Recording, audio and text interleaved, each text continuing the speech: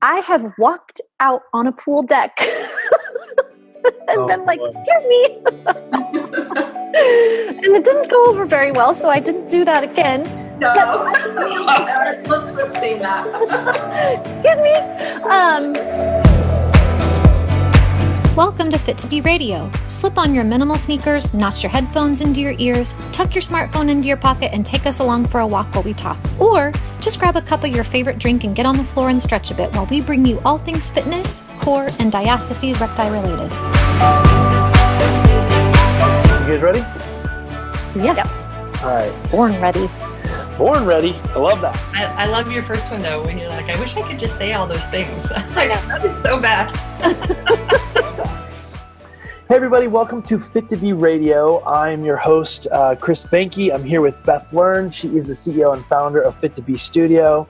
And we have a very cool guest on today. Her name is Kim Vopni.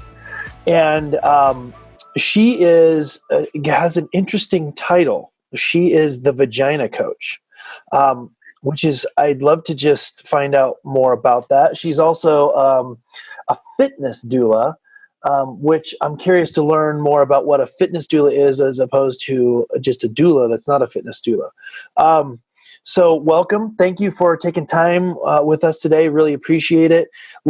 I'd love to just start by understanding how one gets the title, the Vagina Coach. Well, it kind of happened by accident, I guess, or accidentally on purpose. So I had been known for a long time as the fitness doula. And so I had combined my personal training and fitness background with my doula training, and I was helping pregnant women prepare and recover from birth. And what happened as I got older and the people I was, mingling with were also aging, and I was, I'm now in perimenopause stage, and people kept coming to me. What I even recognized before is people would come to me more so after the fact than preventively in pregnancy. And I started speaking in front of women who weren't necessarily pregnant or had been pregnant, 15 years ago. And I was on a stage talking to a group of mompreneurs, 350 women. And all day long, we had been learning learning from different coaches for our business. And then it was my turn to speak. And I said, we've heard from marketing coaches, we've heard from strategy, we've heard all these things. And I said, and now you have a vagina coach. And it just kind of came out. And it just kind of stuck after that. So I said it and it was funny. And then I just said, you know what, that actually pretty much sums up what I do. I talk about women's pelvic health through all stages of life. So that's kind of how it happened. That is fantastic. Now, Beth, how did you and Kim meet? How did you guys get connected?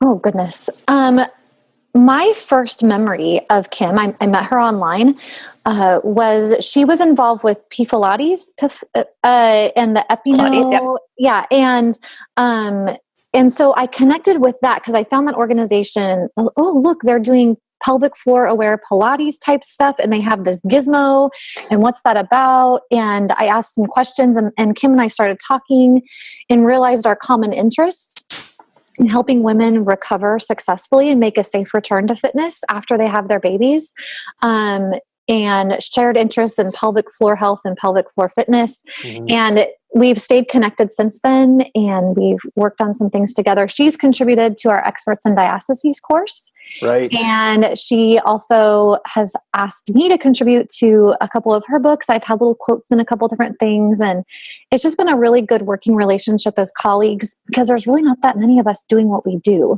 Yeah. Even if we say, well, there's a few hundred of us, that still is such a small scale compared to the need that exists. Let's talk about that for a second. Why is it so uncommon? I mean, to me, it feels very common because we've been building this Fit2B website for 7 years, 8 years, but it's just not common. Why is that? I'm going to let Kim answer that. Yeah. It's when I first started, so I started kind of my interest in pelvic health started with my own pregnancies. And that was, my first was 14 years ago. And at that time, I knew what my mom had told me. there was no social media at the time. I just kind of went on stories. And so for a long time, it was just stories and stories, and it was very hush, and you didn't talk about it publicly. And we didn't have big platforms to go to. Right. And then social media came on the scene, and that's how I met Dr. Crawford with the Pilates program. So I was starting to type in, who's talking about pelvic floor and vaginas and all this, and it's how I got connected. So that probably, in the last few years, for sure, the voice on the internet has become much bigger and louder, and the awareness has definitely been created. Right. For a long time, it still is. Many of the topics we talk about are difficult. They're uncomfortable. There's shame associated with it. There's taboo maybe for some. So it's a part of the body that people have not been comfortable sharing in public forums. That's starting to change a little bit, but there's many emotions that are associated with our reproductive system, our pelvis, our vaginas, our everything. And it's transitioning, but it's been a slow transition. Yeah. I was a reluctant participant in the pelvic health conversation at first. I got to a point where I could no longer ignore the fact that the core is not just the abs or the transverse. Right. It is also the diaphragm and the pelvic floor. And if I was going to be offering education and fitness about the core, I needed to also address the pelvic floor, and knew I needed to learn more about it. And it made me angry when I really started digging in to realize how much had been left out of my college level education and umpteen certifications in the fitness industry in America. Like, I could count on one hand the number of paragraphs I was ever given, and I can prove it because I have my textbooks still. I still have my notes. And I remember vividly being in this one weightlifting and physiology lab, and another student asking our professor, what about the lower abdominal level? What about the lower abs? And him saying, there's no such thing as lower abs. You can't isolate them and you can't train them. Your abs all work together. We're not even going to go into that because that's just a myth. And looking back, realizing, well, hold on. Right. There is a lower level. There are quadrants. There are different functions. And what on earth? Why was that said? And so that's when Fit2B began providing more. But at first, I definitely tapped others on the shoulder because it was so rare. I feel like it's a common thing in medicine and in physical understanding of the physical body and how we treat it. I feel like, I kind of get it, that we know what we know, and then we go with what we know, and we teach that definitively. And that I can understand that, but at the same time, the human body and how it all works is so complicated, and we just scratching the surface of what we understand about it. So I still feel that way. It's cool. Yeah, totally. Yeah. There's so many different layers, and really we're bringing a piece in that's been forgotten, but there's also so many other pieces that aren't my area of specialty or your area of specialty that also influence what we're talking about as well. Yeah. I guess at the end of the day, there's a lot of education that needs to still happen out there. And that's why it's so cool to be kind of where all of us are right now and kind of helping that, come to fruition. Yeah. So I love that. Kim, what about you? What's your passion project? Like, what's your thing right now that you're just dialed in? Tell them about the book. Okay. Yeah, I have two things right now that I guess are exciting, and it's nice to see them coming to real life. So the first one is the book. So a few years ago, I have two businesses. One, my own, kind of is the Vagina Coach brand, and then the other one, I partnered with a pelvic floor physiotherapist and another fitness professional, and we formed a company called Bellies Inc. And we were focused on postpartum recovery, specifically the abdominal wall, but that's what we used to draw people in, and our indirect approach to get people to pay attention to their pelvic floor. Yes. So we were presenting at a fitness conference, and unbeknownst to us, there was the acquisitions editor from Human Kinetics was in our presentation, and they approached us after and said, hey, we have to update our pregnancy fitness.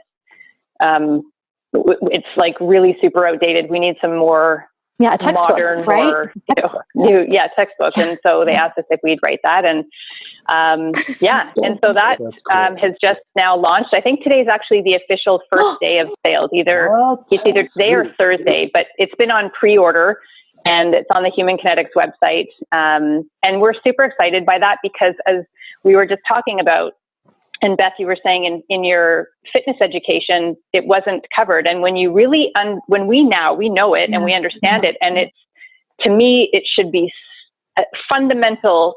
Yeah. Any movement professional should know this information. It should not be an add-on even. It should be standard. They shouldn't have to take a special course to learn about the female pelvic or male pelvic floor. I mean, it's the first thing that fires, right, Kim? It's the first thing. The pelvic floor is the first thing that fires in breathing mechanics and movement mechanics, right? Yeah. Yep. Yeah. It is so central to so many parts of our life. And when it's, something's going off, it's really one of the only things we can think about. And it's the fact that it's been so overlooked is just, it's irresponsible in my opinion. So I'm excited by the book because,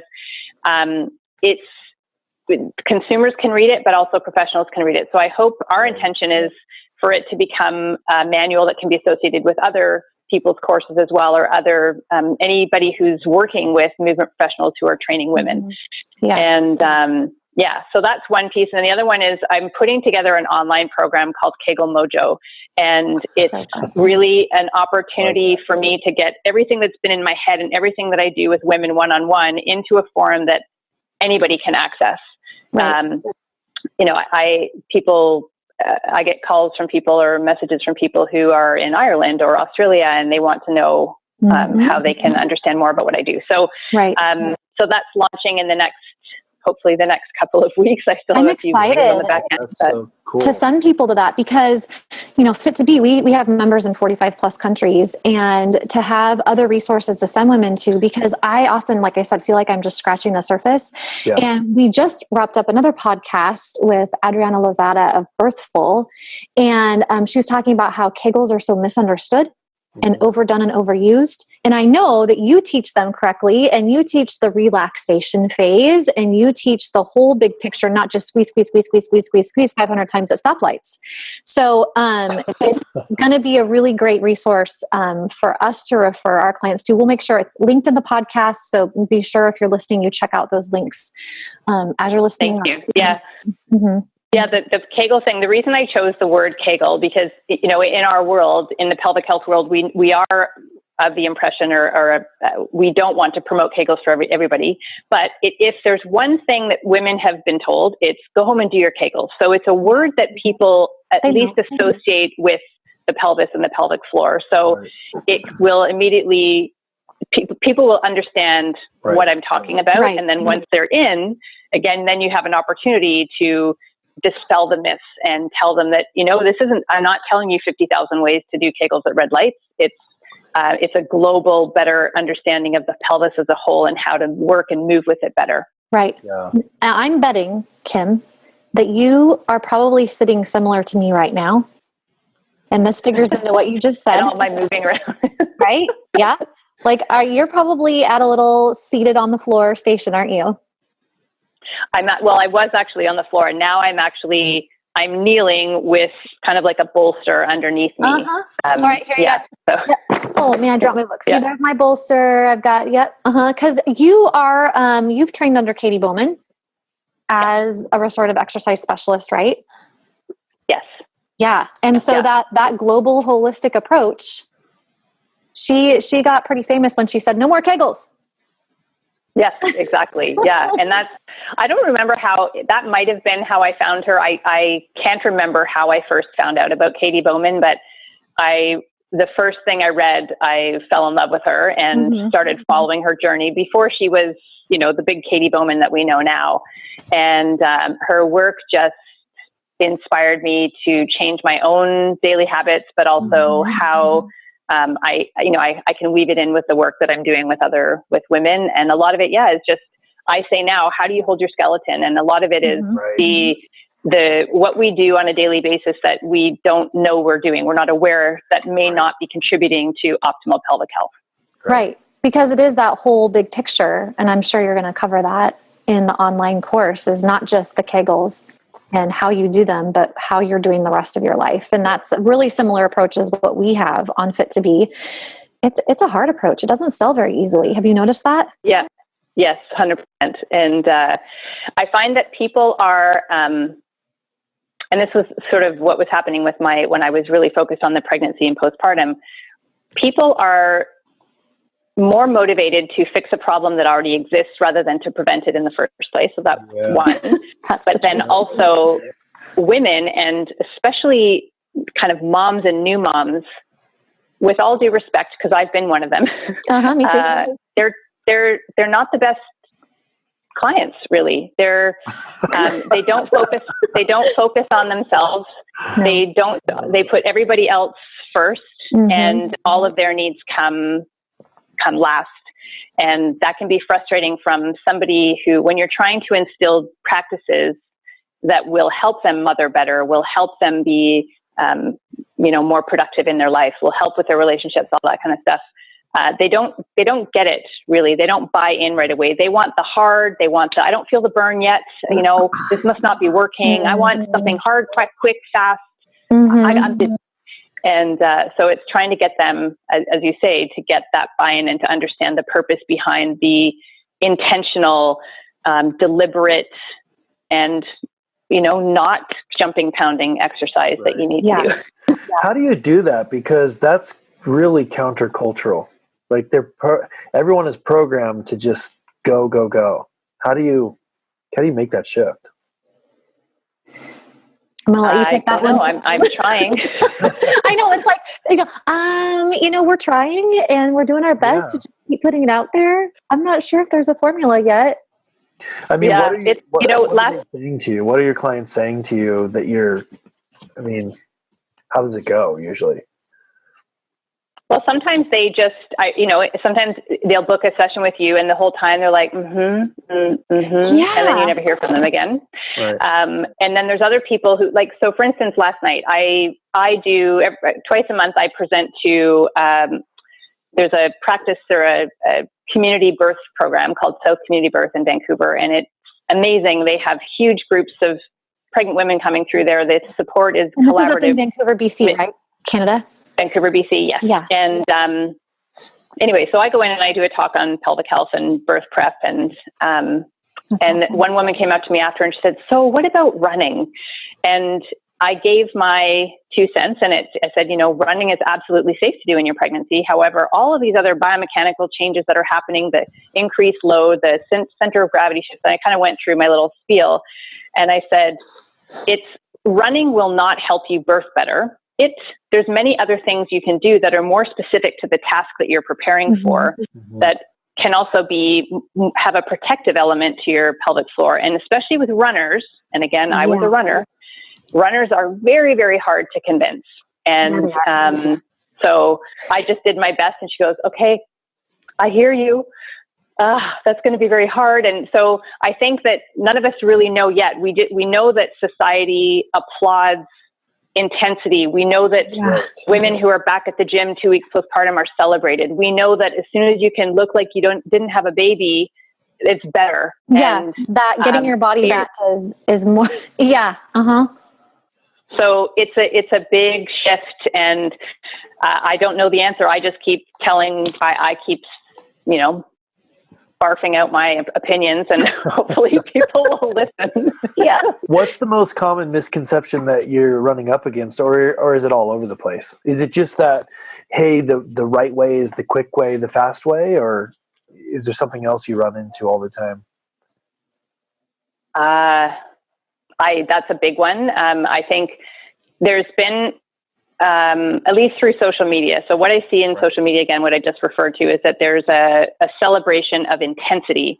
And now there's also the sense that pregnancy shouldn't be something that slows you down. So I'll be intense in my pregnancy too.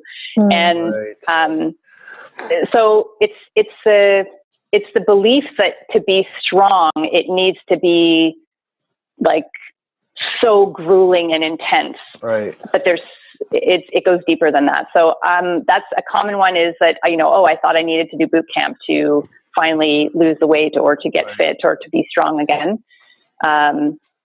There's other big ones. I don't know. There's just, I guess the other big thing is many of the things that women struggle with in their bodies after they've had a baby, they think are normal. We see ads supporting the fact that you just have to wear a pad and it's okay. Just put it in and you can have all your confidence back. We see them that they're now 30-year-olds that go to the gym that need to have pads in their bags. And they've never even had babies. What happens? You just leak when you lift. No, that's not okay. And it's not normal. And so I think that if I really think about it, that is the biggest misconception, is that the things that women struggle with postpartum, even as they age, even if they've never had children, women think are normal, either because they've had kids or because they're getting older. Right. And there's nothing they can do to fix it. We get normal and acceptable confused. Uh-oh, I lost you. Do you hear me now? I can't hear you. Oh, I can hear you. Oh, dear. Do we need to splice it, Chris? Well, yeah. Except for she can't hear us. Hmm.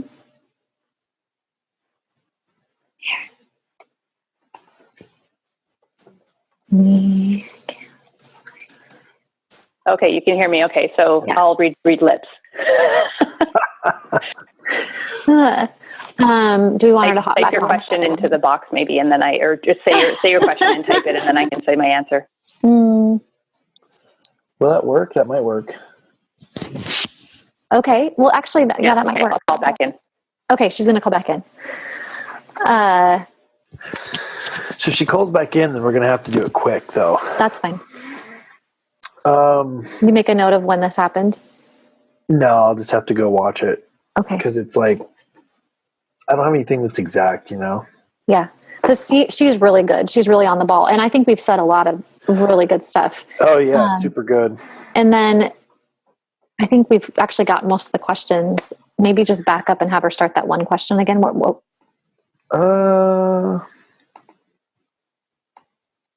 Well, actually, she had got to the end, and then I said something really quick. What were you saying? Normal versus acceptable. Yeah. Why don't you just... Okay, I'm back. Sorry. Yay. Can you hear us? Hi. Yep. Okay, and actually, you had got to the end of your question, so we'll just pick up the next one and then wrap it up. Yeah. So, cool. Beth, do you want to do your normal versus acceptable thing real quick, and then I can... Sure. Okay. Yeah. So what you just said, Kim, hits on something I talk about on Fit2B a lot, which is normal versus acceptable and how we get those seriously mixed up. And, just the other day I saw something that was promoting, just go ahead and buy a whole bunch of diapers for your workouts now before you have your kid. And I'm like, what? That's such a, what they have growth mindset versus what's the other one? It's like, can we at least have a growth mindset about our own bodies? Totally. Yeah. Can we at least say, okay, wait, if everybody's expecting me to have that problem, what can I do to not have that problem? Because there are resources for women. What are some of the resources that you have and that you can point women to? Yeah. So the biggest one, when I was, preparing for my birth. So I did at the time, I didn't know it, I guess, but I did at the time have that mindset where I knew what my mom had gone through and I really wanted to do whatever I could to avoid that. Mm-hmm. And so there was a product that I used called the Epino, which is unfortunately not available in the US. But it's perineal massage, but it's like a biofeedback device for perineal massage. But I would say perineal massage is a resource that people should be looking into, that they can do themselves. And it's not so much about stretching the perineum. It's about learning to connect with your floor and how to relax for it and yield against discomfort. So I've got products that help. I wrote a book and have an online program called Prepare to Push because I do really, my passion still does remain on the preventive side. I would love for women to know this information before there's a problem to fix. Right. And then the other biggest thing is I've been preaching pelvic health physio for many years now. And I have a listing on my site. So I always refer people there.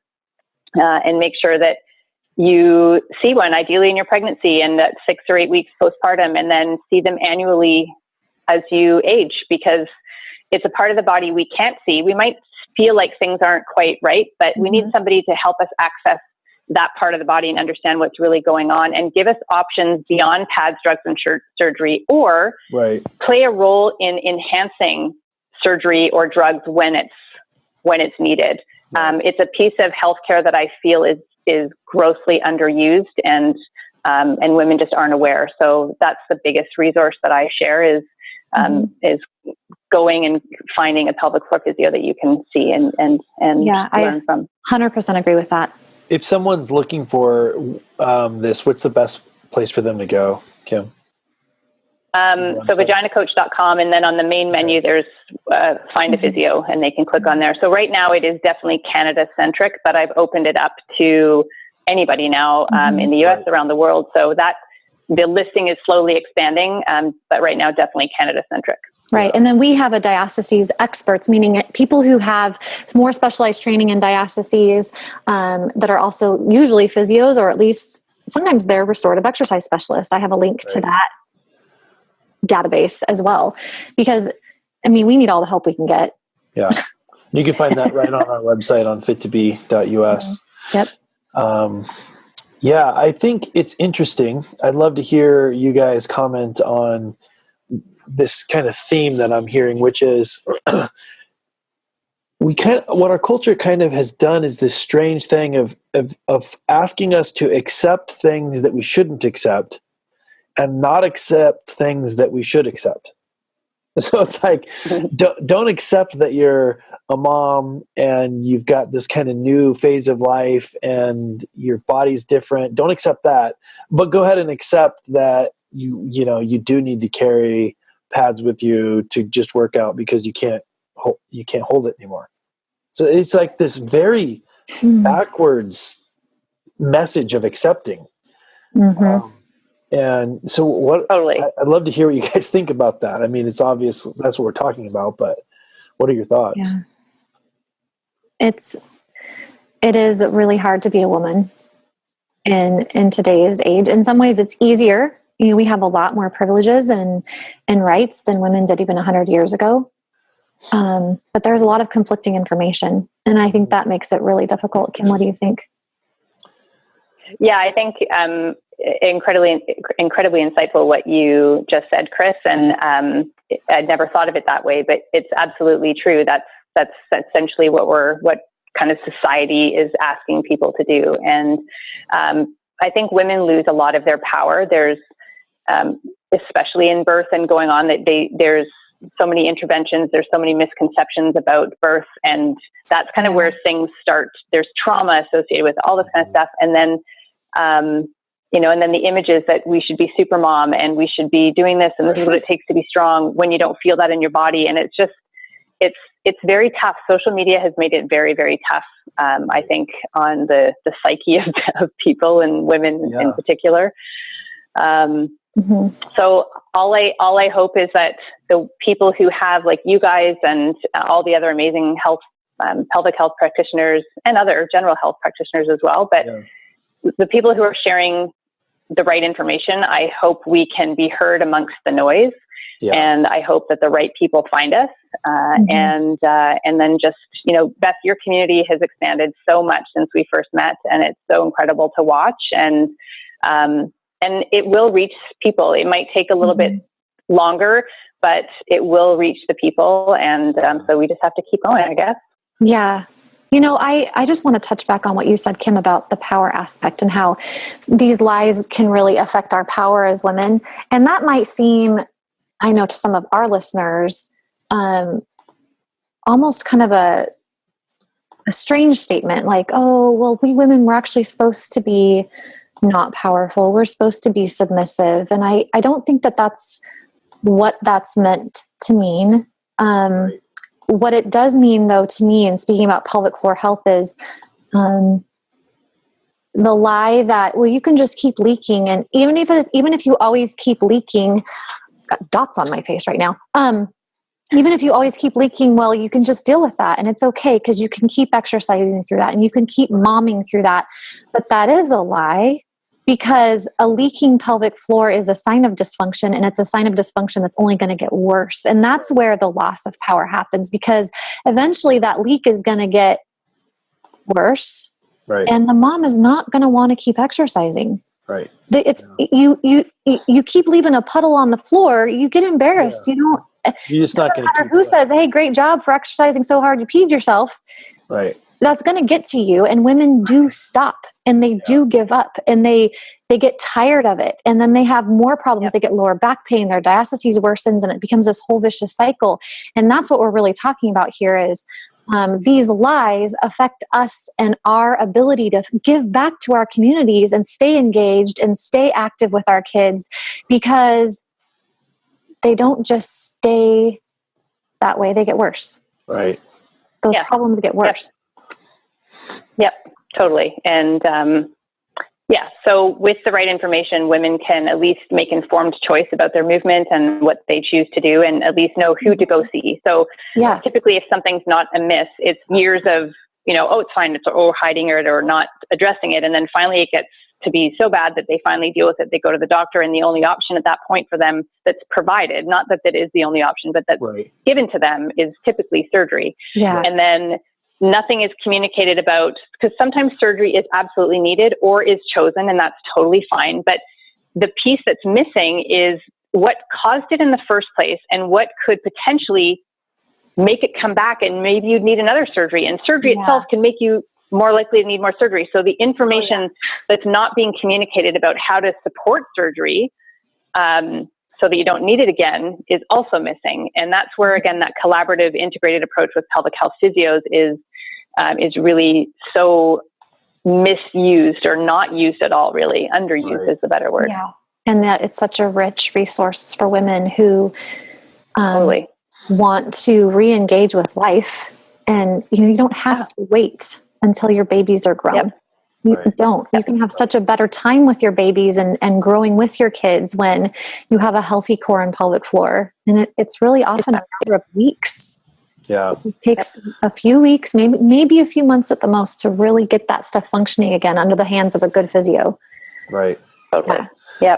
It sounds like so many of these things, there's a lot of bad information out there. There's a lot of information gaps. Just the information that should be very available is not. But that's why we do things like this podcast. That's why, Kim, you have the resources that you have. I guess what I would say to people that are listening to this, I would say you need to have a better understanding of this. Even if you think that you understand how all these pieces work and how it ties into your body, you owe it to yourself to become more educated in these areas. Go to Kim's website. It's very easy to look up the Vagina Coach. You can remember what it is. Easy spell. Definitely do that. Subscribe to our podcast. Subscribe to our YouTube channel, and dig into these things, because the more that you understand about it and how all of these pieces work together, the better benefit you're going to see in your own life, in your own experience, whether that's birth or not birth, pre and post, and all these different things, how they tie together. So I just encourage you guys to do that. You should for sure subscribe to our YouTube channel and our podcast. If you haven't, we've got tons of amazing guests just like Kim all the time. Definitely check out Kim's website. If you didn't write down these things as you heard it, or you were walking or driving or something, you can easily visit our website, and we're on the Fit2B radio section. We'll have this podcast in there, and all the resources we talked about during this podcast will be listed, so it's very easy to find. Yeah, easy to link. We'll make sure they're there. I encourage you to do that. So, Kim, thank you so much for your time. It's an honor. It's an honor to have you. I learned a lot. Likewise. Thank you. Cool. So, until next time, thanks, guys, and we'll see you around. Have a great day. Thank you very much.